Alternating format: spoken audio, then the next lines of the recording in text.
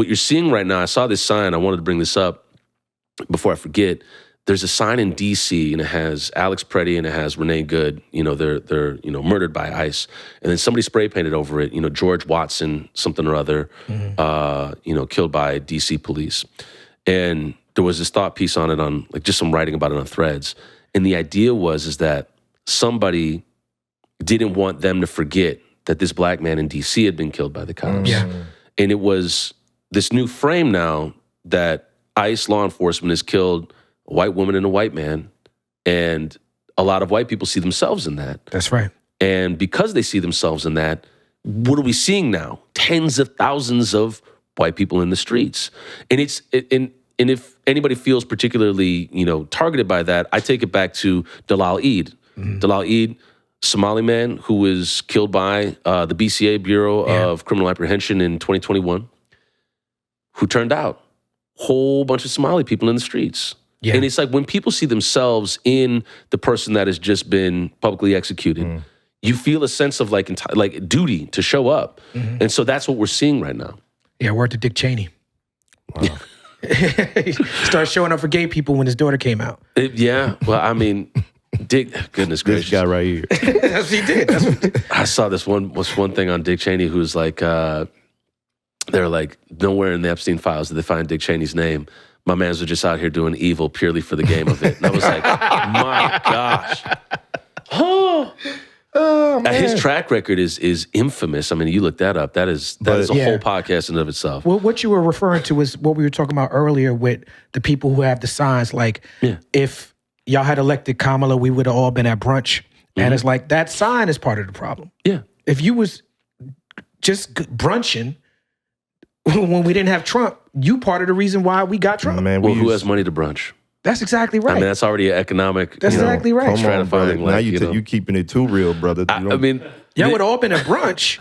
You keeping it too real. Some people don't know what brunch is. I mean, what are we talking about? Don't you dare get on this platform and talk about poverty and capitalism and the effects it's having on the modern day social media generation. Exactly. I'm glad you said that, because I wanted to jump into what you just said, poverty and capitalism, and how some people try to, in these spaces, liberal voices, liberal versus leftist voices, some of these more liberal voices try to talk about issues that affect people. Yeah. Poverty, the prison system. Yeah. Without talking about the racism that's baked into all of it. For sure. Because it might feel like an attack on their identity. That's right. And you had a specific incident with the wife of Tim Walz, right? Yeah. Yeah.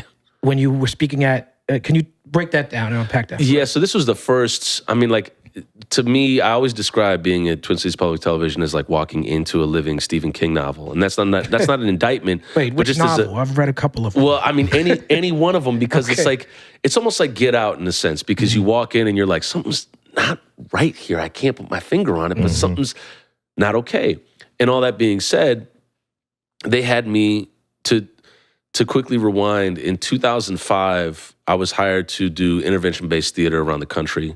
Title IX required colleges to talk about racism, sexism, substance abuse, sexual assault, and then later on transphobia.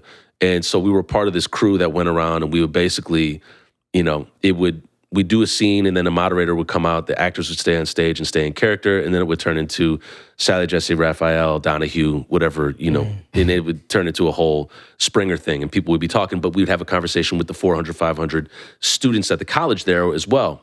So I was versed in that for about 17 years. So they said, hey, you've done moderation of forums, moderate this forum that's about a documentary about inmates getting educations. It's like, I think it was called Education in Prison.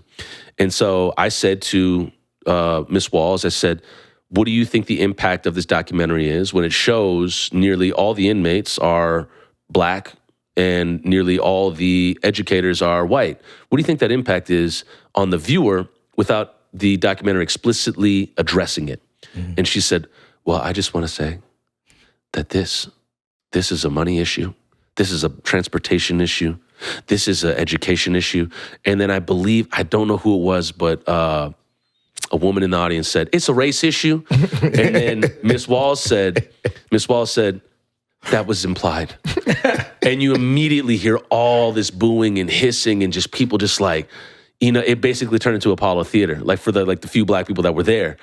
And I was like, what is happening? Right. Like, even if I was an objective, like PR management person, I would be like, Miss Walls, you can't say something. You can't, don't do that. Like that's, and it turned into a tough conversation because even the people that were the big money there, the millionaires and whatnot, and later on the commissioner of prisons, she left, and it turned into a mess. And so Miss Walls, after that point, she things happened. I went back to TPT. I said, hey, can I get the tapes from that? Because I saw you recording everything. And they said, we don't have those tapes. And I said, what happened to them? I want them for my reel, to like put on my resume. And they're like, yeah, those aren't around anymore. So they deleted this video. They deleted the whole thing. It's crazy. But the issue was that Minnesota Public Radio picked up on that, did a whole segment about it. They were going to do it about the commissioner of prisons going away, but then it turned into a story about PBS deleting that footage. And so that became a big to-do, and then she had to make a statement, I made a statement, and that was that. Prison is like the last bastion of, not the last bastion, but a living reminder of chattel slavery. Yeah. So it's like you cannot talk about prison in America without talking about race at all. That's crazy. Yeah, and they wanted to talk about just the good things that were happening in the prison, which I was like, so, okay, are we just removing everything else, all the other connotations from prison here, or are we just talking about the good things that some of these white folks are doing for it? It's the pitfalls of polite, complicit society. We're just not going to talk about that. We don't talk about politics at dinner. Yeah. You don't, that's rude. Yeah, and it's like some people, that's how they preserve their environment, is by protecting white comfort. And when you have something so out loud and undeniably seen, like the murder of Renee Good and Alex Preddy, people are going to have to be forced to face it. And if they don't say anything about it, well, then I know that you're not talking about it willfully, as opposed to, I didn't know about that. Who is that? Yeah. We know that you know, so it is what it is. Which side are you on? Get off the fence, son.